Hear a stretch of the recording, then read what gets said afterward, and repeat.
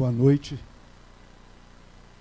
Cabe a mim, neste momento, dar início à apresentação dos nossos convidados para que falem sobre os livros que estão em foco. O livro que encerra a presença de Nélida Pinhon à frente da Cátedra José Bonifácio e que teve exatamente a coordenação do professor Damiani e de Maria Inês Marreco. E o segundo livro vai ser apresentado também pela sua autora, que está aqui. Nós vamos ouvi-los. Eu acho que eu tenho que ter uma participação a posteriori e não no início como mediador.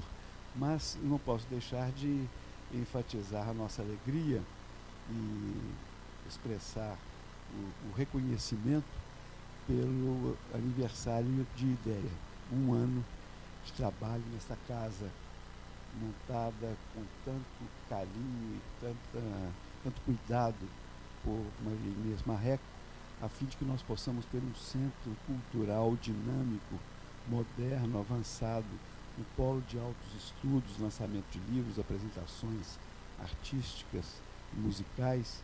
É um espaço realmente que se destaca em Belo Horizonte e durante 1 ano provou a sua excelência. Então, Maria Inês, receba a nossa saudação. Acho que como secretário estadual de Cultura falo em nome de todos os meios culturais mineiros, especialmente de Belo Horizonte, que ganhou esse lindo presente que você nos trouxe.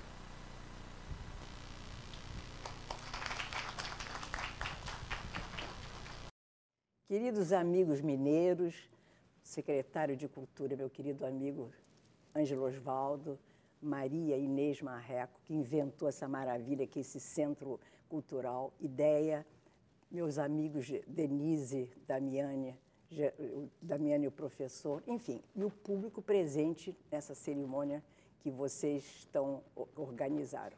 Eu queria lhes dizer que eu estou muito feliz de poder participar, apesar de estar longe de vocês. Mas graças à tecnologia e o empenho da Academia Brasileira de se atualizar com os novos métodos de comunicação, eu estou chegando a Minas.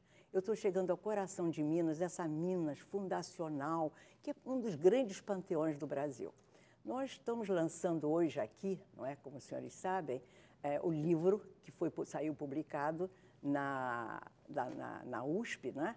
E é um livro que nasce sempre do final do mandato de cada catedrático. E eu tive a alegria, a honra de ter sido designada catedrática, não é? Dessa cátedra de José Bonifácio, o pai da pátria, um dos grandes pais da pátria.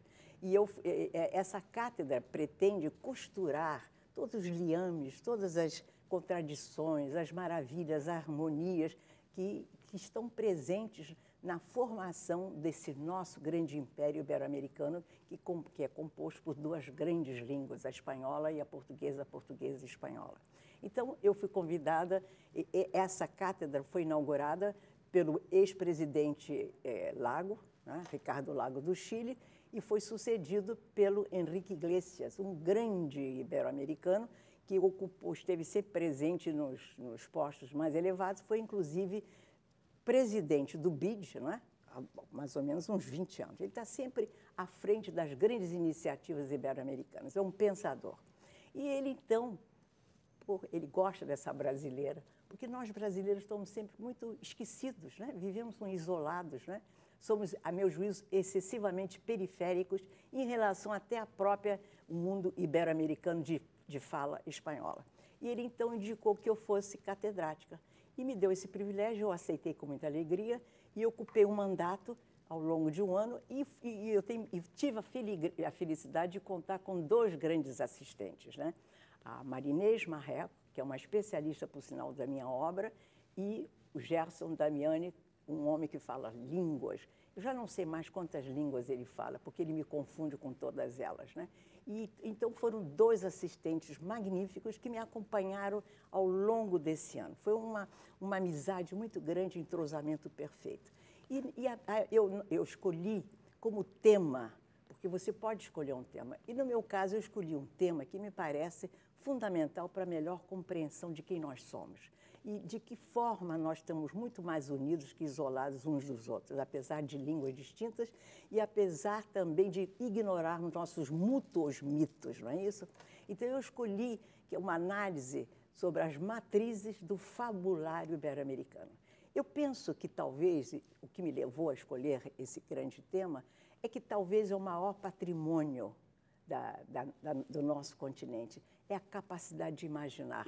Imaginar as verdades que ainda não dominamos. Imaginar uma história que não conseguimos até hoje traduzir com grande extensão. Então, essa ideia das matrizes era ver, por exemplo, a grande vocação do continente em relação à narrativa, por exemplo, né? Nós somos grandes narradores. E essa vocação narrativa, ela vem nos secunda desde os primórdios, quando os espanhóis e posteriormente os portugueses chegam ao nosso continente, atracam nessas terras. Eles trazem, claro, culturas, trazem interpretações, exegeses, mas eles encontram uma cultura feita, grandes povos, não são índios, porque há uma tendência a acreditar que índio é uma cultura pequena, pobre, precária. Eles têm esses grandes, só autóctones, civilizações fascinantes, que eu tive a felicidade, ao longo da minha vida, de ter estudado.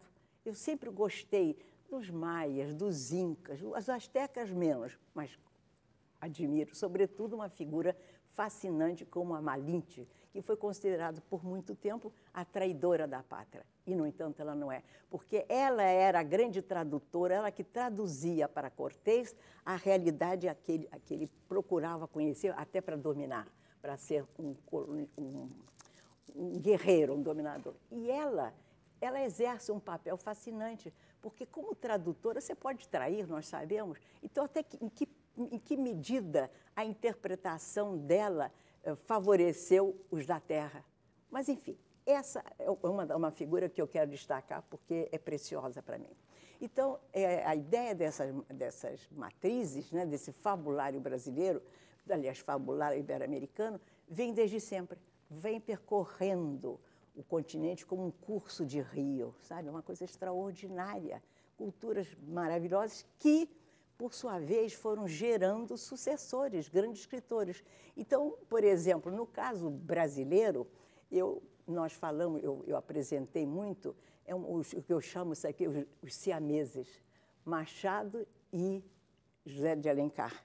Acho que os dois, de algum modo, eles formam uma plataforma poderosa sobre a qual você pode entender o Brasil, inclusive entender uma vocação, a partir deles, de uma certa nacionalidade, de uma busca de uma identidade. Mas, ao mesmo tempo, antes deles, eu advogo a importância de José de Anchieta.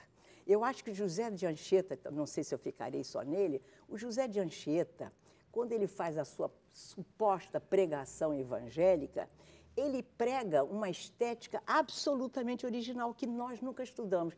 Eu tenho textos e textos sobre isso, porque eu acho que ele, a pretexto dessa evangelização, ele dá visibilidade ao Deus dele. Ele precisa mostrar que é concreto para que os índios possam entender. Então, ele faz o teatro. O teatro é uma forma extraordinária de você captar a realidade e provar que ela existe, ainda com diversas versões. Então, ele, quando faz o teatro, ele impõe, coloca os canibais, que talvez, como eu digo, tenham nas suas cavidades dentárias, né, ainda restos da carne humana, não é? Ele ensina eles, ou mostra a eles, por exemplo, guerreiros romanos, santos sacrificados, profetas. Ele não tem timidez de levar para esses índios brasileiros, supostamente canibais, o que era o mundo que ele deixou atrás, o mundo da Contra-Reforma, que ele é um filho da Contra-Reforma, o Anchieta, né?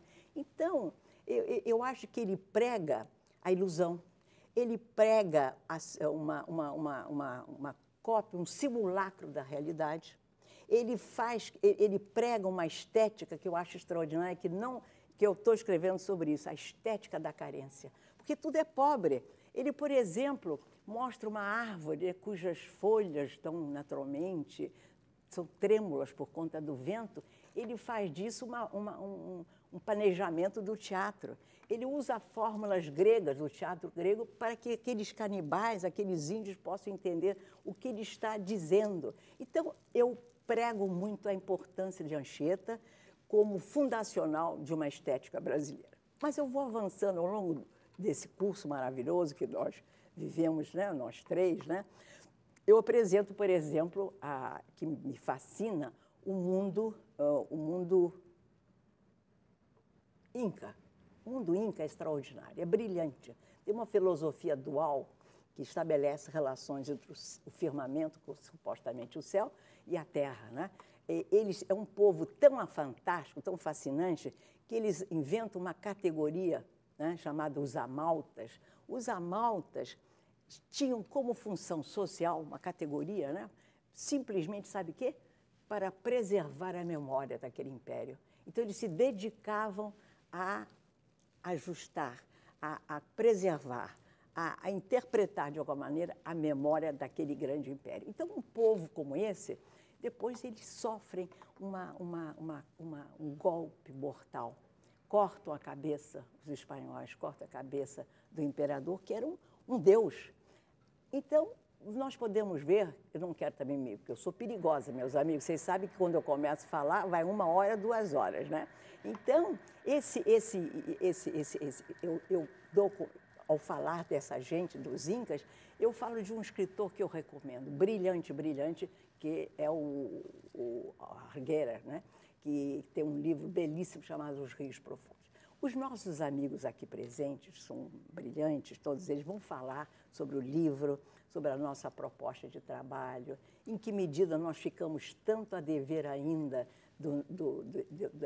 desse conhecimento do mundo ibero-americano, e que todos nós teríamos que fazer um esforço, não somente de conhecer melhor quem somos, quais são nossas raízes, de onde procedemos, mas também conhecer nossos grandes vizinhos, porque nós temos um enlace com eles extraordinário, que é o grande enlace do imaginário poderoso que pautou nossa existência ao longo desses séculos. Um beijo a todos.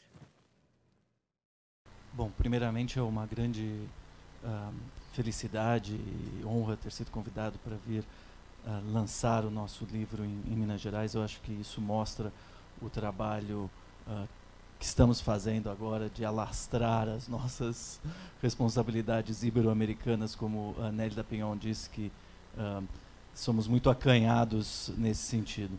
Fazer uma breve exposição aqui de como nasceu a Cátedra José Bonifácio. A Universidade de São Paulo, percebendo a lacuna que existia nessa transversalidade da pesquisa, do estudo e do ensino da Ibero-América, resolveu lançar em 2011 o Centro Ibero-Americano da USP. Dentro do Centro Ibero-Americano, a Cátedra José Bonifácio nasceu como um programa de estudos ibero-americanos. Então, se a gente eu tenho acho que o próximo slide. 2013, então, tivemos o primeiro catedrático, Ricardo Lagos, ex-presidente do Chile. Acho que pode ir passando com... Então, esse daqui foi o nosso primeiro grupo de estudo. Acho que é importante dizer que esse é o programa da USP que mais conseguiu reunir essa interdisciplinariedade que estávamos buscando, né? Então, nós temos aqui 50 pesquisadores de pós-graduação de 21 unidades da universidade. Então, nós temos desde da música até a matemática, a engenharia, o direito, as ciências políticas, a literatura, tudo isso em torno da busca dessa identidade ibero-americana. Passagem de Ricardo Lagos foi dada, então, a Henrique Iglesias. E para coroar essa iniciativa, nós tivemos o livro, o primeiro livro, que é esse daqui, que é pode ser o próximo slide, América Latina no Mundo, onde falamos sobre desenvolvimento regional e governança internacional. Pode passar? Então, chegamos a Henrique Iglesias, uma figura interessantíssima do espaço ibero-americano. Ele é um ibero-americano por excelência, nascido em Astúrias, dupla nacionalidade, uruguaio e espanhol, foi chanceler do Uruguai, ex-presidente do BID, Banco Interamericano de Desenvolvimento, e uma pessoa muito preocupada com a cultura. Ele foi secretário-geral da CEGIB, Secretaria-Geral Ibero-Americana, a partir de Madrid. Então, dentro da USP, os catedráticos eles têm a oportunidade de viver essa transversalidade. Então, por isso que eu acho que esse tema que nós temos hoje, né, aqui, artes transversais, eu acho que isso é bem conivente com o trabalho que desempenhamos na Cátedra José Bonifácio. O trabalho de Henrique Iglesias foi coroado, então, com a publicação dessa coletânea, Os Desafios da América Latina no Século XXI, que foi, ao mesmo tempo que você encerra um ano do trabalho de catedrático, você vem, então, posteriormente, com Nélida Pinhon, que o substituiu. Então, um dia de posse e um dia de encerramento, né? Então, podemos passar para o próximo. Tivemos, então, a grande figura de Nélida Pinhon em 2015. Então, os senhores podem perceber a diferença dos temas que vêm sendo tratados, que é justamente a oportunidade, né, de ser transversal, de ser interdisciplinar entre esse mundo da pesquisa, do ensino. Essa foi a recepção de Nélida Pinhon. Nós temos aqui Celso Laffer também, sendo recebido pelo reitor da USP, Henrique Iglesias, ao lado. E Bose foi quem fez, professor da USP também, quem fez essa introdução de Nélida Pinhon à Cátedra José Bonifácio. Durante esse ano, as atividades envolvidas, nós fizemos uma série que se chamava Diálogos com Nélida Pinhon. Nós temos muito trabalho agora para organizar todos os resultados, né, produzir os resultados, né, colhidos durante o ano. Então, colhemos os frutos e vamos ter que, né, se tornar criar um repositório de textos e de filmes, de entrevistas, um trabalho muito, muito intenso que ocorreu na USP durante esse ano. Aqui ela está sendo entrevistada por Martin Grossman. Martin Grossman é o ex-diretor do Centro Cultural de São Paulo e professor titular do Instituto de Estudos Avançados. Então, aqui temos exemplos também de Nélida Pinhon fazendo palestras juntamente com a professora Maria Inês, junto aos alunos, pesquisadores. E dentro e fora da USP. Aqui, por exemplo, temos um evento na Academia Brasileira de Letras, com Celso Laffer, que muito nos apoiou durante esse ano, continua nos apoiando. Mary Laffer, sua esposa, a professora Maria Inês, na Pinacoteca de São Paulo.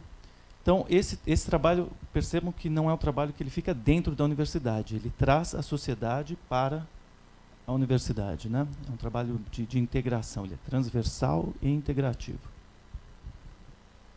E agora, então, inauguramos esse ano Felipe González. Felipe González está tratando esse ano dos desafios da governança na democracia representativa. A Espanha está passando por um momento semelhante ao Brasil, né, de desafios políticos, institucionais, e essa foi a transição, então, feita pelo reitor da USP.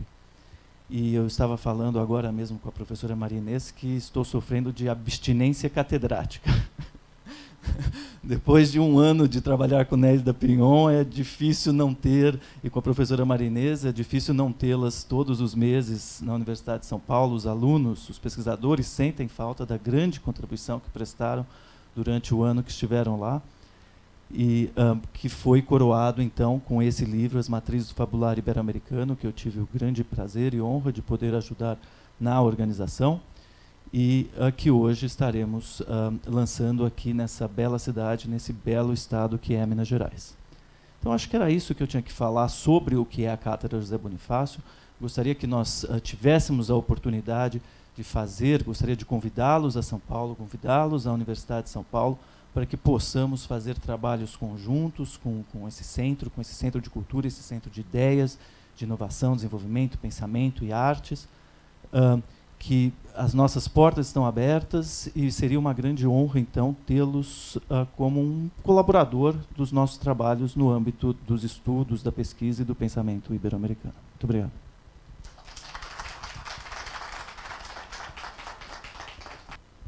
Muito obrigada a todos. Eu não tenho, depois dessa brilhante explanação do professor Gerson Damiani sobre a cátedra José Bonifácio, e ciente da distância que me separa da verve da sua oratória, cabe-me lhes falar desse livro, As Matrizes do Fabulário Ibero-Americano, coordenado pela escritora Nélida Pinhon, cuja participação foi fundamental para pô-lo a serviço da luz e da revelação do significado da cátedra já citada. Sim, porque esse livro, tão logo folheado, cumprirá sua função, não só por aqueles que buscam o prazer de ler, mas também pelos temas sugeridos por Nélida Pinhon e abordados por seus convidados e alunos. Fomos felizes nesse ano de 2015.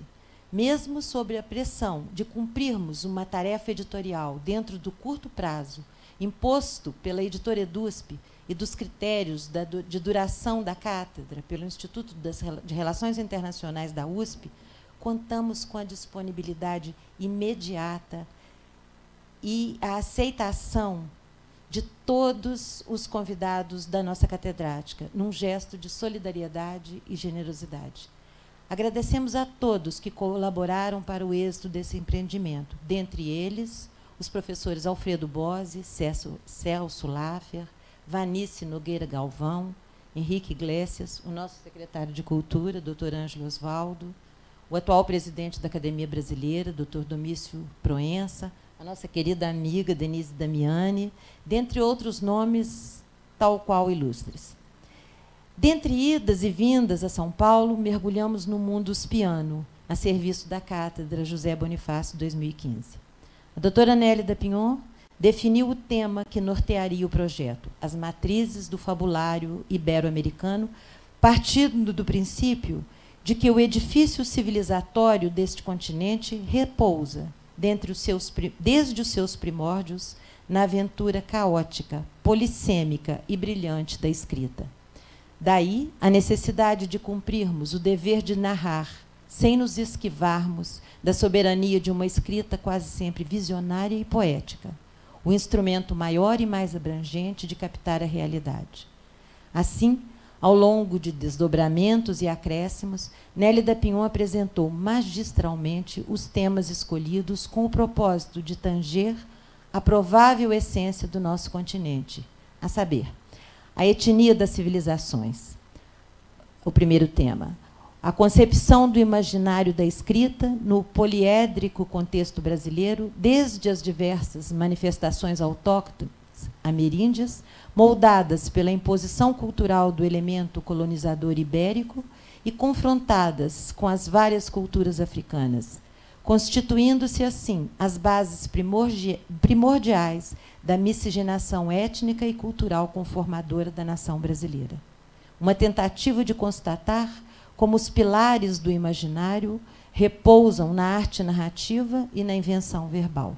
Segundo tema, a composição da nacionalidade literária e o instinto de nacionalidade, tomando como orientadores desse tema José de Alencar e sua obra romanesca, ao estabelecer princípios que debatem a questão da nacionalidade no plano da criação literária. Percurso criador associado à prática política, revelando sua constante preocupação com o destino do Brasil. Machado de Assis, em seu extraordinário texto, O Instinto de Nacionalidade, aderindo ao pensamento de José de Alencar e fazendo dele uma sincera apologia. E isto porque Machado acreditou que todas as formas literárias de então vestiam-se com as cores do país. E José de Anchieta, natural de Tenerife, e, não obstante, considerado o primeiro escritor brasileiro, dentre tantos outros. Em sua terceira aula magna, Nélida Pinhon falou da ilusão de sua arte. Cito Nélida. Sou um ser comprometido com o enigma da criação. A arte é a minha razão de ser. Sua substância é inicialmente desconfortável, mas meu ofício não conhece expurgo. Desconfio que escrevo para alargar o sentido da vida e que, ao criar à revelia certas metáforas, sirvo ao mistério que reina na minha terra, privo com a intimidade do meu corpo. E cedo entendi que, entre uma história e outra, o ideal é esgotar o que inicialmente se encontra sobre o meu domínio, até dar caça de novo ao singular. O outro tema, as nebulosas do poder, a catedrática registrou com a propriedade que lhe é particular as tiranias, as ditaduras, os regimes opressores e autoritários sempre atuantes nas Américas, que geraram as figuras míticas, obscuras, sinistras dos ditadores que governaram por décadas os países da América ibero-americana. Finalmente, a poética do amor, mistério em qualquer latitude, em torno do qual gravitam teorias, gratuidades e clichês, sobretudo especulações que estabelecem conceitos como se correspondessem a verdades comparadas. Para a condução de todos esses temas e a orientação dos alunos na produção de seus trabalhos, leituras das mais ricas e instigantes foram sugeridas. À guisa de exemplos, podemos citar Como e Porque Sou Romancista, de José de Alencar, Os Rios Profundos, de José Maria Arguedas, O Falador, de Mário Vargas Llosa, os livros sagrados de Montesquieu, Montaigne, Rousseau e Afonso Arinos, O Instinto de Nacionalidade, de Machado de Assis, O Teatro de Anchieta, de José de Anchieta, Pedro Páramo, de Juan Rulfo, O Labirinto da Solidão, de Otávio Paz, A Morte de Artemio Cruz, de Carlos Fuentes, Santa Evita, de Thomas Eloy Martínez, O Senhor Presidente, de Miguel Ângel Astúrias, Dona Bárbara, de Rômulo Galego, O Século das Luzes, de Alejo Carpentier, além da obra de Nélida Pion. Encerro, pois, assegurando-lhes minha honra e alegria por ter participado desse projeto, que me trouxe, além de engrandecimento cultural, o estreitamento de laços de amizade, os quais espero nunca sejam desfeitos. Reafirmo minha satisfação em poder realizar o lançamento do livro As Matrizes do Fabulário Ibero-Americano em Belo Horizonte, ensejando aos mineiros o acesso aos seus textos. As memórias desse dia ficarão sempre em meu coração e espero no coração de todos que hoje nos prestigiam com suas ilustres presenças. Muito obrigada.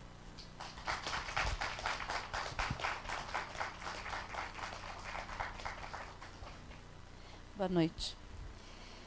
Eu sou Denise Damiani, irmã do Gerson, fui convidada por eles e pela doutora Nélida, um amor de pessoa. Eu sou onde um empresariado encontra a universidade e a cultura. Eu fui durante 35 anos executiva do mundo uspiana também, fiz engenharia, não fiz nada de literatura.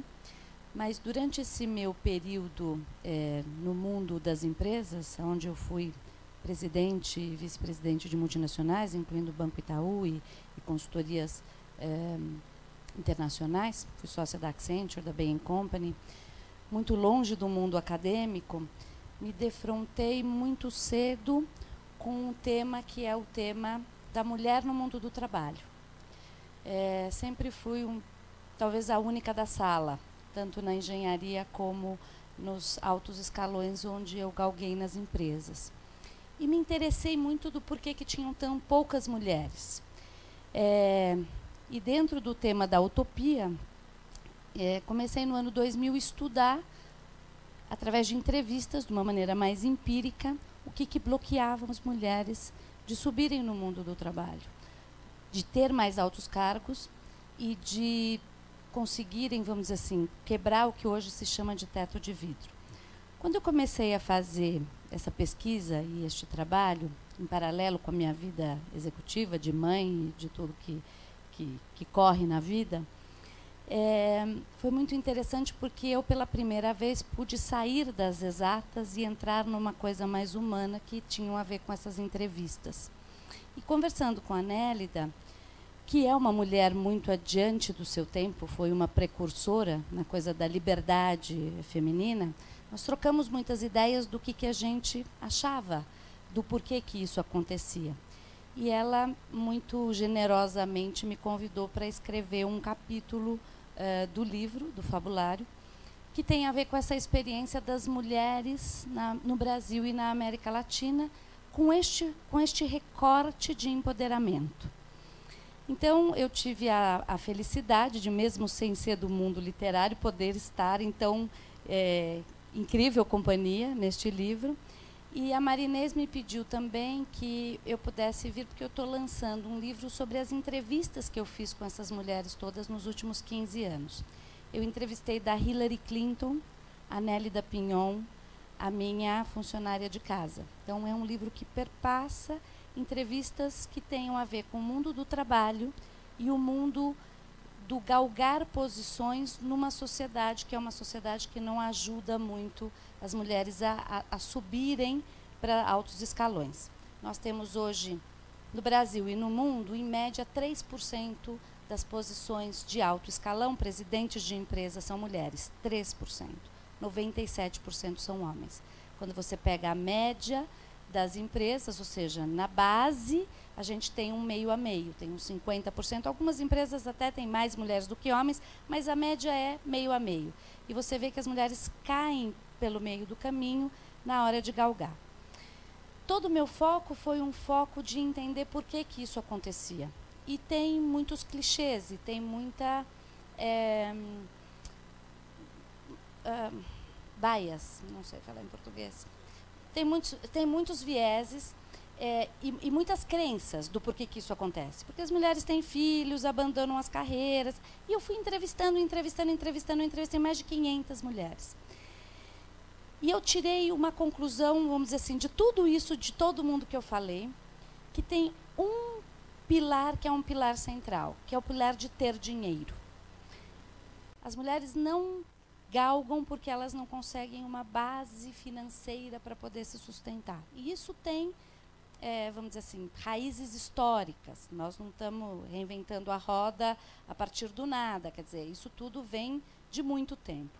Eu me dediquei a esses últimos anos, eu me aposentei há 3 anos do mundo corporativo, e eu me dedico ativamente como ativista no mundo das pequenas empresárias ou das grandes empresárias, donas de empresas, pelo menos empresas de 50% mulheres, donas mulheres, as pequenas empreendedoras e as pessoas físicas que queiram cuidar da sua vida financeira para poder embasar a possibilidade delas criarem um encorajamento interno para poder ter uma expressividade na nossa participação, tanto em empresas como no governo. Se a gente for olhar também os cargos políticos na vida pública, o que tem de mulher com poder é pouquíssimo, né? Então, eu queria agradecer muito o convite. O meu viés é um viés absolutamente do mundo, talvez, mundano e prático, que é o mundo do empoderamento, do dinheiro. E eu acho que essa junção da academia, da cultura e do mundo completamente prático dá um caldo que é um pouco o caldo da nossa vida, né? Muito obrigada.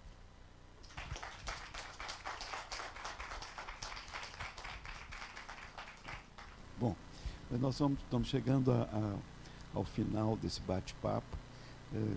Quero, como mediador, com a delegação da nossa anfitriã, Marinês Marreco, quero agradecer a presença de todos vocês, cumprimentar Denise pelo livro, que está aqui à disposição de todos, ao professor Damiani pela colaboração ao lado de Marinês, junto à Nélida, para a realização do 3º volume da série da Cátedra José Bonifácio, na USP. Eu tive a alegria de ser convidado e participar com um pequeno texto sobre o barroco mineiro, que eu me vali do desafio da Nélida, ela falando do fabulário, então eu falei bulas e fábulas do barroco entre nós. E eu agradeço o convite que me foi feito por vocês para participar, e eu espero que o livro tenha o sucesso que ele merece.